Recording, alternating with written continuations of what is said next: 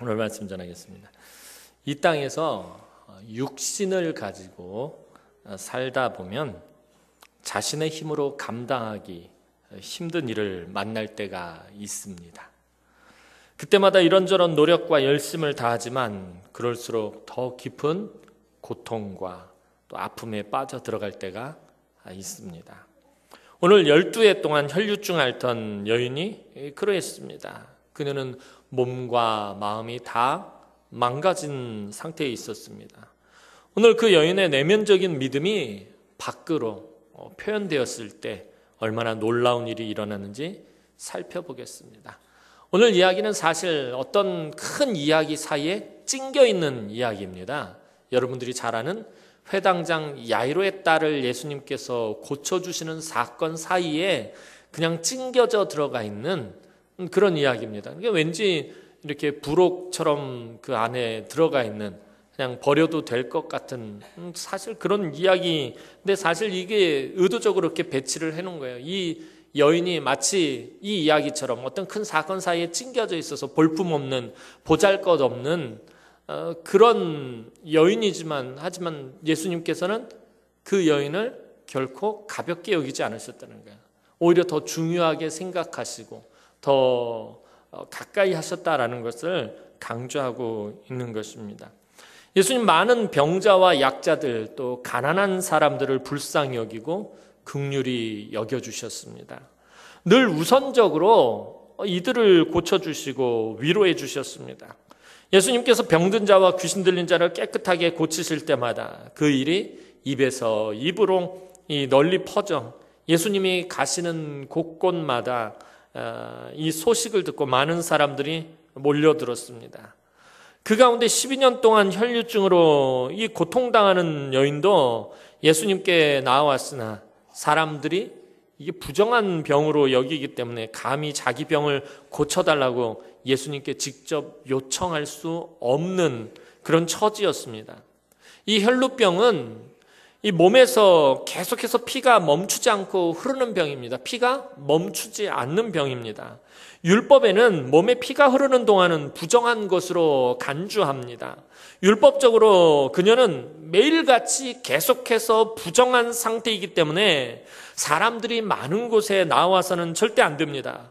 왜냐하면 사람을 만지거나 사람을 만날 수도 없습니다. 왜냐하면 그녀가 만지는 사람도 부정해지기 때문입니다.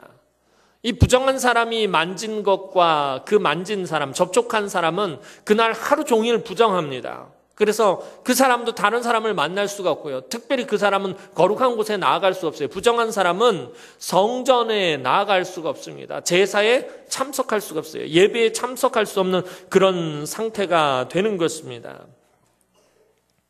이 여인은 12년 동안 이 병으로 시달리면서 이미 여자로서의 생명도 끝났고 다른 사람에게 기피당하며 철저하게 소외당하며 살아왔을 것입니다. 결혼을 하지 못했거나 결혼을 했다면 이혼을 당했을 것입니다. 그죠? 여자 몸에서 계속해서 12년 동안 피가 흐르면 이 여자는 부정한 여인이에요. 부정한 여인은 남자가 가까이 해서는 안 되거든요. 그러니 당연히 결혼할 수도 없었을 것이고 만약에 결혼을 했더라면은 이혼을 당했을 거예요. 12년 동안 이 여인을 남편이 가까이 할 수 없기 때문에 계속 부정한 상태로 있기 때문에 이 여인은 결혼을 못했거나 아니면은 이혼을 당하고 그렇게 살았을 것입니다. 게다가 그녀는 영적으로도 많이 피폐하고 갈급해 있습니다. 왜냐하면 그녀가 12년 동안 부정함으로 인해서 이 여인은 역시 성전에 나아갈 수가 없었어요. 그러니까 12년 동안 성전에서 예배하지 못했다라는 것입니다. 우리가 일주일 중에 하루라도 예배를 하지 못하면 이 영적으로 깨어있는 분들이나 깊은 영성에 담기는 사람들은 되게 힘듭니다. 무척 고통스럽습니다. 그런데 이 여인은 12년 동안이나 성전에서 예배를 하지 못했습니다. 제사의 자리에 나가지 못했습니다. 그 영혼이 얼마나 피폐해져 있었으며 얼마나 갈급했겠습니까? 하나님 앞에 나가서 예배하고 싶다. 하나님 앞에 나가서 제사 드리고 싶다. 얼마나 그 마음이 간절했겠습니까? 그러던 중에 예수님의 소문을 듣게 되었습니다. 게다가 예수님이 자기 마을을 지나가시게 되었다라는 소식도 들었습니다. 이것은 병을 고칠 수 있는 절호의 기회입니다. 그죠? 예수님에 대한 소문이 뭐예요? 온갖 병을 다 고치시고 귀신 들린 자도 내어 쫓으시고 하나님의 능력, 하나님의 권세를 행하시는 그 예수님이 우리 마을을 지나간다라는 얘기는 이 여인에게는 병을 고칠 수 있는 절호의 기회지만 동시에 이 여인에게는 예수님과의 만남이 허락되지 않는 절망적인 상황이기도 했다라는 것입니다. 절호의 찬스이자 절망적인 상황이 겹쳐 있다라는 거예요. 이 여인은. 이 여인이 군중들 속으로 들어오면 많은 사람들이 부정하게 됩니다. 이 여인들은 절대로 군중 속으로 들어가면 안 돼요. 이 여인과 접촉하고 만지거나 닿는 사람 다 부정하기 때문에 그렇게 해서는 안 됩니다. 사람들 속으로 들어갈 수가 없습니다. 혹이라도 누가 이 사실을 알리면 이 여인은 돌에 맞아 죽어도 할 말이 없는 것이에요. 율법을 어겼기 때문에. 부정한 여인, 율법적으로 부정한 여인이 지금 군중들 속으로 들어와 있었다. 모든 사람들을 부정하게 했으면 이 여인은 그냥 돌로 쳐서 죽여도 할 말이 없는 상황입니다. 사람들이 이럴 때 어떤 생각, 어떤 행동을 하게 됩니까? 대부분 희망을 접고 이제 죽는 길 외에 다른 길이 없구나라는 절망적인 생각과 행동을 하게 됩니다. 그냥 어떤 시도도 해보지 않고 이제 상황이 그러기 때문에 그냥 포기해버리고 맙니다. 그러나 오늘 본문의 혈류증 여인은 달랐습니다. 지금까지 가족이나 친구나 이웃이나 심지어 의사에게 걸었던 모든 기대와 희망이 다 무너져 버렸습니다. 그러나 마지막 예수님에 대한 기대와 희망은 절대로 포기하지 않았습니다. 내 가족이 나를 버렸고 남편이 있었다면 남편이 나를 버렸었고 또 이웃이 나를 버렸고 심지어 의사가 나에게 더 이상 아무것도 해줄 수 없고 모든 기대와 희망이 다 무너졌지만 예수님만큼은 절대로 나의 기대와 희망을 저버리지 않으실 것이다. 예수님 앞에 나아가지 못하지만 지나가시는 예수님의 옷자락만 만져도 자기 병이 나을 것이라는 예수님에 대한 믿음이 있었다는 거예요. 이 여인은. 내가 예수님 앞에 나가서 군중들 속을 뚫고 예수님 앞에 나가서 내가 이런 병에 걸렸으니까 고쳐주십시오라는 말을 내가 지금 할 수 없지만 그냥 지나가시는 예수님의 옷자락만이라도 이렇게 흘려서라도 묻기라도 하면 잡아보기라도 하면 만지기만이라도 해도 내 병이 나을 것이라는 예수님에 대한 믿음이 있었기 때문입니다. 이 여인은 사람들 앞에서 자신의 병을 이야기할 수 없습니다. 자신의 병을 이야기하면 지금 나올 수 없는 곳에 나와 있거든요. 예수님 앞에 나가서 내가 혈류병에 걸렸습니다라고 말을 못하는 게 이 말을 하면 안 되는 거예요. 자기는 나올 수 없는 상황이기 때문에 이 병을 말할 수 없습니다. 자기가 부정한 상태로 사람들 앞에 나온 것이 되기 때문입니다. 그래서 아무 말 없이 조용히 예수님의 뒤에서 살며시 옷자락을 만진 것이었습니다. 이것은 그녀의 영혼이 믿음으로 예수님을 지금 붙든 것입니다. 혈류증의 여인의 그 같은 믿음은 그런데 즉각 그 효력을 발휘해서 그 순간 이 여인의 몸에서 피가 먹고 12년 동안 괴롭혔던 혈류병이 깨끗이 다 낫는 기적이 일어났습니다. 그녀는 왜 예수님의 옷자락을 만진 것입니까? 보통은 복음서를 보면 사람들이 병을 고침을 받으면 어떻게 됩니까? 보통은 사람들이 예수님께 간청합니다. 예수님, 이 병을 고쳐주십시오. 하나님, 예수님, 내 아들의 병을 고쳐주십시오. 내 신하의 병을 고쳐주십시오. 내 이웃의 병을 고쳐주십시오. 와서 예수님 앞에 간청을 드리면 예수님께서 그의 믿음을 보시고 말씀하시거나 아니면 손을 얹어서 치료해 주십니다. 손을 얹어서 이렇게 만지시면서 치료해 주십니다. 그런데 이 여인은 즉시로 예수님의 옷자락을 만지자마자 바로 나았다는 거예요. 예수님의 옷자락을 딱 붙잡자마자 즉시로 몸의 병이 확 나와버렸다는 거예요. 이게 어떻게 가능한 것입니까? 예수님의 옷자름, 이게 아주 독특한 케이스예요. 보통은 아까 말씀드렸던 것처럼 예수님께서 손을 얹어서 고치시든지 말씀을 통해서 고쳐주십니다. 누군가 요청했을 때 예수님께서 불쌍히 여기시고 고쳐주십니다. 이건 예수님께서 어떤 액션을 취하시지 않으셨어요. 말씀하시지도 않으셨어요. 예수님께서 손을 얹지도 않으셨어요. 단지 누군가 뒤에서 몰래 예수님의 옷자락을 딱 만지자마자 온몸의 병이 확 나버렸다는 거예요. 즉각적으로 그냥 확 나버렸다는 것입니다. 어떻게 이게 가능한 것입니까? 이것은 예수님의 충만함 때문이다라는 거예요. 예수님은 충만하신 분이십니다. 예수님은 능력이 충만하시고요, 은혜가 충만하시고 권세가 충만하시고 모든 것이 그 안에 충만하신 분이십니다. 이 충만이란 말은 이 컵에 물이 가득 차면서 흘러 넘치는 상태를 말해요.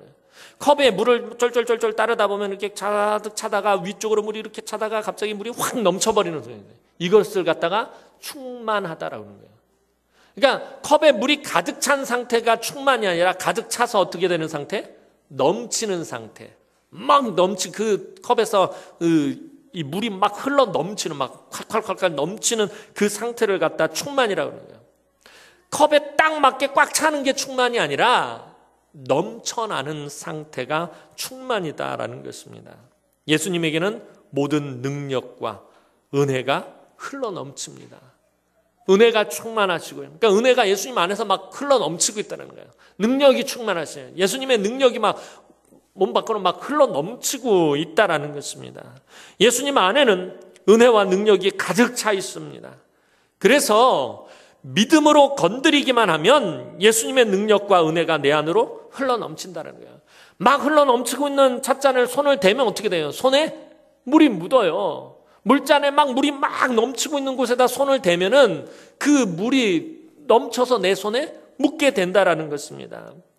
믿음으로 예수님을 건드리기만 하면 예수님의 능력과 은혜가 내 안으로 쏟아져 들어온다는 거예요. 예수님은 그렇게 능력이 충만하신 분이에요. 은혜가 충만하시고 사랑이 충만하신 분이십니다. 이때 혈류병을 앓고 있던 여인이 옷자락 신앙으로 예수님께 나온 것입니다. 이 옷자락만이라도 만지면은 예수님 안에 있는 그 충만한 은혜와 능력이 나에게로 쏟아져 들어올 것이다라는 신앙이, 이게 옷자락 신앙이에요. 이 옷자락 신앙은 예수님이 손을 대지 않아도 병이 낫는 것입니다. 예수님이 말씀하시지 않아도, 예수님께서 그 손을 얹고 예수님께서 안수하지 않아도 병이 낫는 것입니다. 오히려 이 여인은 예수님이 자기같이 부정한 것에게 관심을 가지는 것 자체를 감당할 수가 없어요. 지금까지 그렇게 살아왔기 때문에. 자기의 부정함을 감당한 사람이 한 사람도 없었어요. 누구나 다 날 피했고, 누구나 다 나를 멀리했고, 누구나 나를 기피했고, 나를 소외시켰기 때문에. 예수님이 나에게, 나같이 부정한 것에게 관심을 갖는 것 자체가 이 여인에게 너무 부담스럽고 너무 어려운 일이었다는 거예요. 감당할 수가 없었어요. 이 여인이 예수님의 옷자락을 잡기까지 얼마나 많이 망설이고 또 망설이고 망설였겠습니까? 예수님께 몰래 나오기까지 아주 정말 이 여인은 큰 용기를 내고 나온 것입니다. 이 믿음을 예수님은 금방 아셨습니다. 예수님께서 많은 사람들에게 애워싸여서 길을 가시는 동안에 혈류증 여인이 믿음으로 예수님의 옷자락을 만진 순간 당신의 능력이 나간 사실을 아시고 발걸음을 멈추시고 예수님께서 찾으십니다. 이 여인을 찾으셨어요. 그러나 예수님의 제자들은 많은 사람들이 예수님을 애워싸고 밀고 있는데 주님에게 손을 댄 사람을 찾는 것을 오히려 의아하게 생각하고 반문합니다. 누가복음을 보면 베드로가 주님, 무리들이 밀려들어서 서로 밀고 있습니다. 주님의 몸에 손을 댄 사람이 한두 명이 아닙니다 라고 말합니다. 그러니까 예수님이 지나가시는데 많은 무리들이 애워싸고 막 가고 있는데 예수님 몸에 누구라도 막 이 사람 저 사람 막 손을 잡아보려고 그러고 만져보려고 막 손을, 그러니까 수많은 사람들이 다 그러고 있었는데 오직 이 혈류병 걸린 여인만이 예수님을 몸을 잡았을 때 예수님의 그 충만한 능력과 은혜가 빠져나갔단 말이에요. 수많은 사람들이 만졌는데 아무에게도 그 충만함이 전가되지 않았는데 오직 이 여인에게만 갔다. 그러니까 예수님께서 찾으시는 거예요. 예전에 젊을 때, 청년 때 여의도에 갔다가 영화배우 장동건 씨를 본 적이 있었어요. 진짜 잘생겼어요. 이 TV나 영화에서 보는 거는 이유도 아니에요. 그거는 본래 모습에 10분의 1도 안 나타나는 거예요. 저쪽에서 누가 다 걸어오는데 후광이 이렇게 쫙 비치면서 누가 막 걸어오는 거예요. 순간 띵 해가지고서는 그냥 모든 사람들이 다 그 정지 모션 있잖아요. 하던 일 딱 멈추고 그냥 헉 하고 쳐다보는데 장동건 씨가 이렇게 쓱 지나가는데 와, 그때 제가 무슨 말이 입에서 나왔냐면 하나님 불공평해요.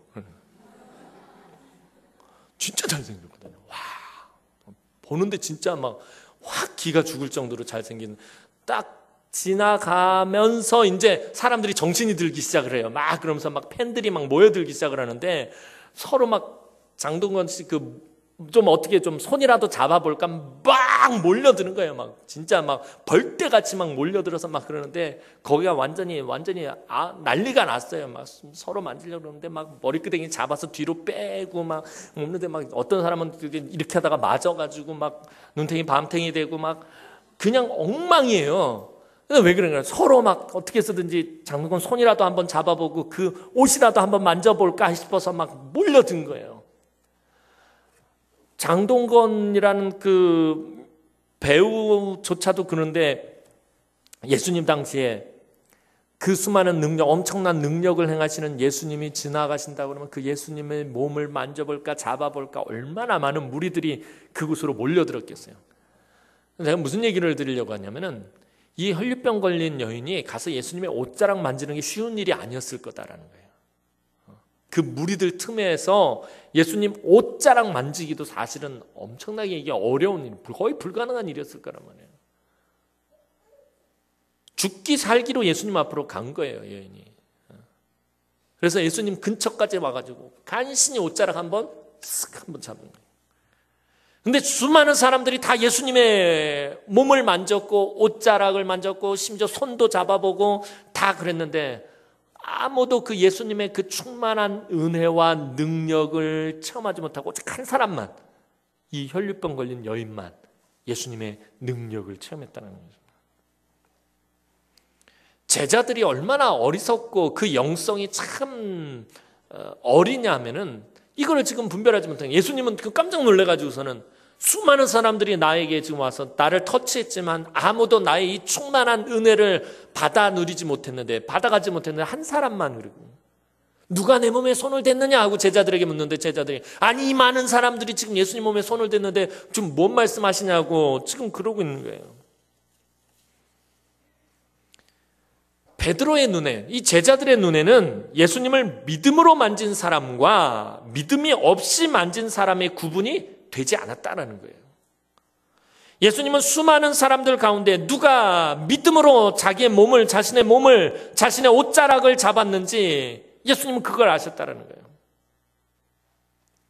수많은 사람들 가운데 누가 진정으로 주님을 신뢰하고, 또 누가 믿음으로 기도하고, 누가 사랑으로 봉사하고, 누가 진심으로 충성하는지를 예수님은 가려내신다라는 것이에요.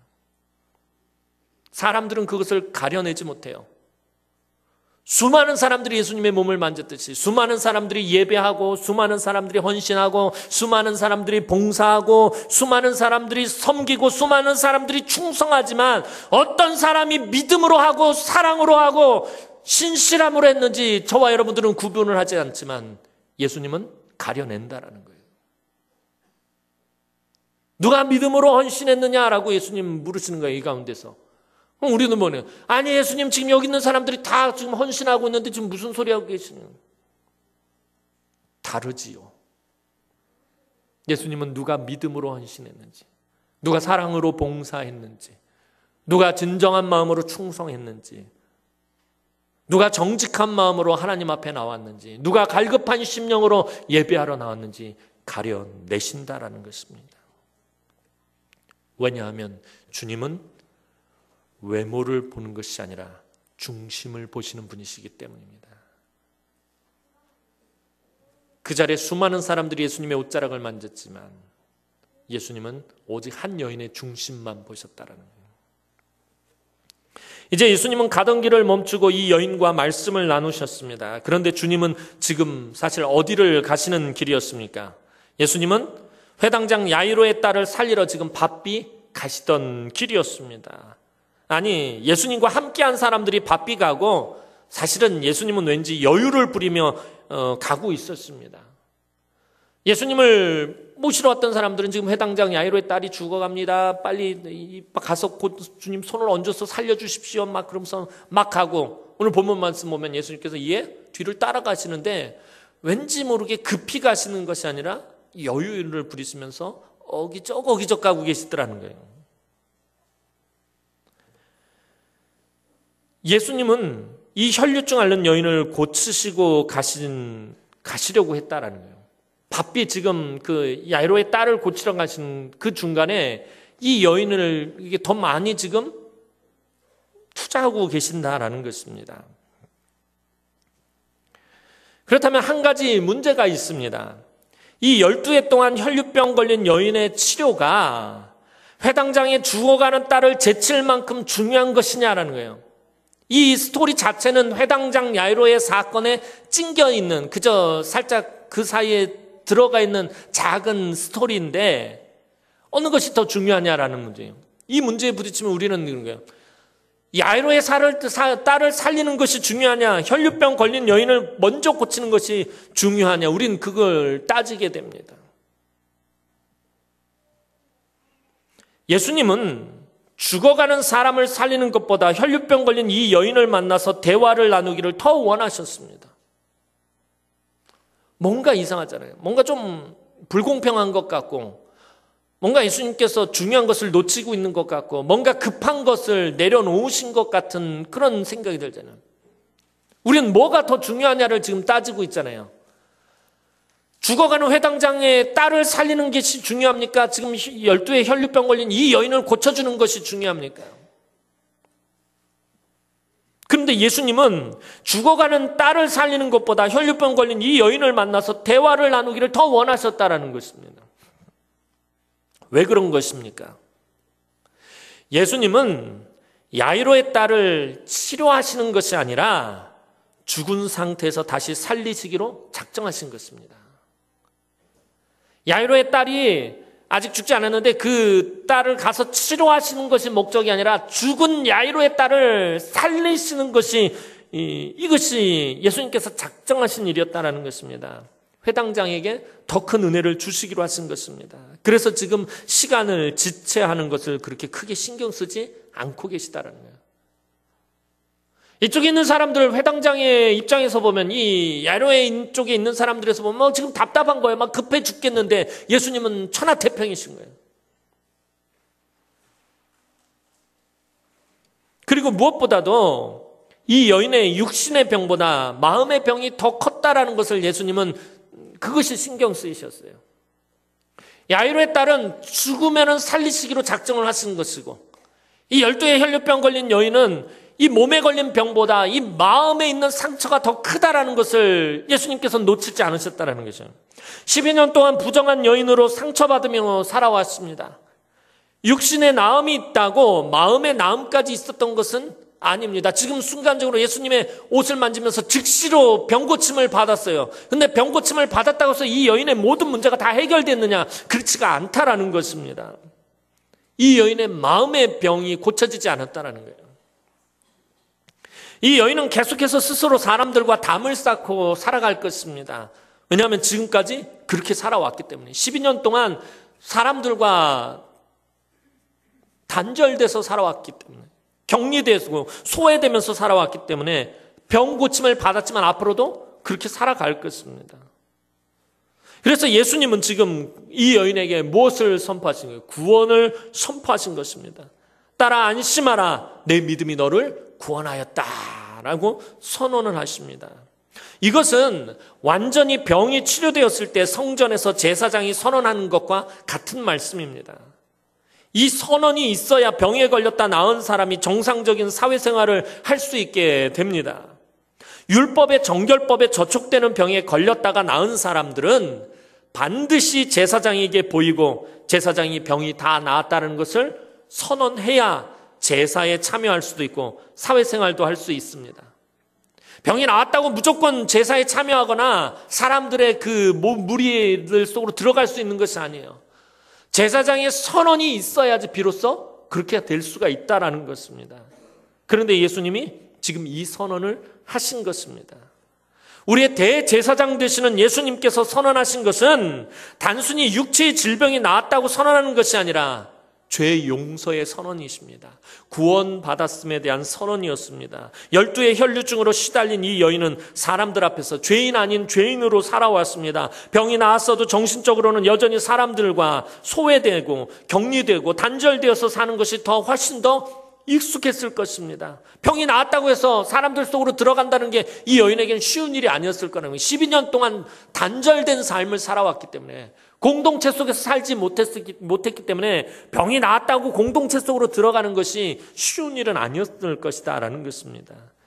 그러나 예수님은 그 여인을 많은 사람들 속에서 드러내셨고 구원을 선언하셔서 그녀로 하여금 당당하게 이 세상에서 삶을 살아가게 하셨다는 거예요.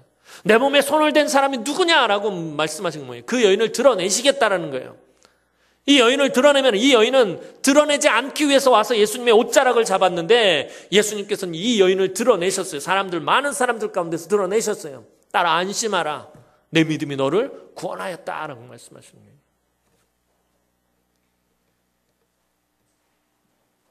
그래서 이 여인이 이 땅 가운데서 당당하게 공동체 속으로 들어갈 수 있도록 그 관계성까지도 주님께서 회복시키신 것입니다. 예수님께서 혈류증으로 인해 자기를 드러내지 못하고 두려워 떨고 있는 여인을 구태여 여러 사람들 앞에 들추어내신 이유가 무엇입니까? 예수님 결코 당신의 능력을 과시하기 위해서가 아닙니다. 많은 사람들 앞에서 여인의 육신만이 아니라 영혼까지 온전히 치료하시는 구원을 선포하기 위해서입니다. 만일 혈류증 여인이 은밀하게 고침을 받은 것으로 끝났다면, 그냥 예수님 옷자락 만지고 즉각적으로 병을 난 것으로 끝났다면 어떻게 됐을까요? 아마도 12해 동안 이 여인을 지켜본 주변 사람들이 그 사실을 믿지 않았을 것입니다. 이 여인이 병을 낳았다는 걸 증명을 할 수가 없다는 거예요. 오히려 이 여인이 지금 거짓말하고 속이고 있다고 조롱하고 오히려 더 이 여인을 괴롭히고 고통 가운데 몰아넣었을 것입니다. 그러나 예수님이 그 여인이 고침을 받고 구원받은 사실을 여러 사람들 앞에 선포함으로 본인 자신은 더욱 확신을 갖게 되었고 주변 사람들은 그 사실을 신뢰하게 되었고 그 사실을 사람들에게 알려줌으로 하나님께 영광 돌리는 새로운 삶을 살 수 있게 예수님께서 배려해 주시고 만들어 주신 것입니다. 예수님의 손을 얹어서 죽은 딸을 살려달라는 회당장 야이로의 믿음과 옷자락만 잡아도 낫겠다던 이 여인의 믿음이 우리 주님에게는 모두 귀한 믿음이었습니다. 어느 것이 더 크고 작음이 없습니다. 우리는 이상하게 이런 상황에 부딪히면 크고 작음을 따집니다. 경중을 따집니다. 어느 것이 더 중요하냐를 따지는데 예수님은 사실 이걸 따질 계제가 없는 거예요. 둘 다 귀한 믿음이에요. 예수님 오셔서 손을 얹으면 내 딸이 살겠습니다라는 이 야이로의 믿음과 주님의 옷자락만을 만지기만 해도 내 병을 낫겠다라는 이 여인의 믿음 모두 다 예수님에게는 둘 다 너무나도 귀중하고 귀한 믿음이었다라는 것입니다. 어느 것이 더 크고 작음이 없습니다. 예수님 앞에서는. 그러나 예수님께서 우선순위를 두신 것은 예수님께는 죽는다는 것이 그렇게 결정적인 큰 일이 아니었기 때문이었습니다. 우리에게는 죽음이 모든 것이 끝이지만 예수님에게는 끝이 아닙니다. 예수님은 생명의 주인이시기 때문입니다. 그래서 오랜 시간 사회와 사람들에게 버림받고 고독과 외로움 가운데 살아온 이 여인의 마음을 위로하고 치료하는 일을 뒤로 미루지 않으시고 그것을 우선적으로 행하셨다라는 것입니다. 어느 게 더 중요한 일이냐 중요하지 않느냐는 이 믿음이 더 크기 때문에 이 믿음을 먼저 하는 게 이게 아니라 예수님께서는 지금 상황에서 이 여인분을 고치시는 것, 빨리 이 여인을 고쳐주시는 것이 예수님은 그것이 예수님에게 더 큰 기쁨이었기 때문입니다. 뒤로 미루지 않으셨다는 거예요. 그러니까 예수님께서는 경중을 따지시는 것이 아니라 우선순위를 정하셨다는 것입니다. 야이로의 딸에 대해서는 어떤 계획을 갖고 있는 거예요? 죽은 딸을 살려서 더 큰 은혜를 누리고 더 큰 영광을 받도록 하신 것입니다. 이 여인에게는 지금 당장 고쳐주셔서 선언을 하셔서 이 여인이 다시금 온전한 생활을 할 수 있도록 만들어주시겠다는 거예요. 이거를 뒤로 미루지 않으셨다는 것입니다. 사랑하는 성도 여러분, 혹시 오랫동안 사람들에게 특별히 믿지 않는 남편, 믿지 않는 자녀, 또 믿지 않는 이웃에게 예수 믿는 믿음을 인정받지 못하고 외롭고 고독하게 살아오신 분이 있습니까? 제 신방을 하다 보면 그런 경우가 있습니다. 신앙생활을 참 오래 해왔는데 아직 남편이 예수님을 알지 못합니다. 그래서 핍박을 하는 분도 있고요. 교회 나가는 걸 싫어하는 분도 있고요. 또 그토록 오랫동안 예수를 믿었는데 자녀들이 돌아오지 못하고 있어요. 마음이 너무 아픈 거예요. 나는 하나님 앞으로 갈 날은 점점 가까워 오는데 자녀들은 아직 하나님을 알지도 못하고 예수님을 만나지도 못하고 있어요. 내가 예수 믿는 이 믿음을 자녀들이 인정을 해주지 않아요. 내가 하나님을 믿는 이 마음을 남편이 인정해주지 않아요. 혼자서 신앙생활하는 것, 이게 얼마나 외롭고 힘든 일인지 아마 이 자리에서 온 가족이 하나님 앞에 나와서 예배드리는 사람들은 모를 거예요. 그 사람들은 정말 하나님의 큰 복을 받아 누린 거예요. 이런 사람들의 입장에서 보면 가장 큰 복을 받아 누렸다라고 말해요. 자기 혼자 지금 외롭게 신앙생활하는 사람들은 온 가족이 신앙생활하는 사람들을 바라볼 때 저 사람들은 이 세상에서 가장 큰 복을 받아 누린다라고 생각을 하는 거예요. 얼마나 외롭고 힘듭니까? 남편도 내 믿음을 인정하지 않고요. 자녀들도 내 믿음을 인정하지 않아요. 예수 그리스도를 가까이 하지 않아요. 이 가운데서 외롭고 고독하게 신앙생활을. 오늘 여러분이 옷자락 신앙의 믿음으로 주님의 옷자락을 지금 붙잡는, 오늘 이 여인의 그런 믿음으로 12해 동안 오랜 고통과 괴로움을 당한 이 여인이 주님의 그 옷자락을 만지려고 했던 그 갈급함과 그 믿음으로 이 시간에 여러분 주님의 옷자락을 만지신다면 예수님은 여러분의 문제를 다른 어떤 문제보다 긴급하게 취급해 주실 것입니다. 예수님의 은혜와 능력은 충만한 은혜와 능력입니다. 모자람이 없이 차고 흘러넘치는 충만한 은혜와 능력입니다. 믿음으로 주님을 찾으시고 믿음으로 주님을 만지시고 믿음으로 손을 내어 밀어 주님의 옷자락을 붙잡으시기 바랍니다. 즉시로 퍼부어 주시는 충만한 은혜를 반드시 누리게 될 것입니다. 그리고 예수님은 여러분의 구원을 선언하시고 당당하게 하나님의 자녀로 그리스도인으로 살아가게 하실 것입니다. 여러분의 믿지 않는 남편의 구원을 선언하시고 여러분들의 돌아오지 않은 그 자녀들의 구원을 선언하시며 하나님의 자녀로 그리스도인으로 살아가게 만들어 주실 것입니다. 오늘도 주님의 은혜의 옷자락을 붙잡는 믿음으로 살아갈 때 여러분들이 날마다 그 주님의 옷자락을 붙잡는 그 믿음으로 살아갈 때에 크신 은혜와 긍휼을 충만하게 누리시는 사랑하는 주의 귀한 우리 남흥의 성도들이 되기를 주님의 이름으로 축원합니다. 기도드리겠습니다. 사랑과 은혜가 많으신 아버지 하나님, 은혜와 사랑을 진심으로 감사를 드립니다. 예수님의 겉옷만 만져도 구원을 받겠다라는 그 마음으로 주님 앞에 나온 오늘 이 여인을 주님께서 긴급하게 고쳐주시고 또 구원을 선언하신 것처럼 오늘 사랑하는 주의 귀한 성도들이 오늘도 주님 앞에 나와서 주님의 옷자락만 만져도 내 삶의 문제가 해결되어지는, 주님의 옷자락만 붙잡아도 내 자녀들이 돌아오고, 주님의 옷자락만 만져도 내 남편이 구원받을 것이라는 그 믿음으로 오늘 나와서 주님의 옷자락을 붙잡는 성도들을 불쌍히 여겨 주옵소서, 긍휼히 여겨 주옵소서. 주님께서 긴급하게 우선적으로 취급해 주시옵소서. 그래서 주님의 그 충만한 은혜와 충만한 능력이 넘쳐서 흘러들어가게 하여 주옵소서. 그래서 오늘 하나님 참 소망을 이루게 하여 주옵소서. 한 심령도 하나님 빈손으로 돌려보내지 마시고 오늘 주님의 그 충만한 은혜와 능력을 받아 누리며 돌아가게 하시고 이 한 주간도 이 세상에서 살아갈 때 주님의 그 충만한 능력으로 승리하게 하여 주옵소서. 예수님의 이름으로 기도하옵나이다. 아멘.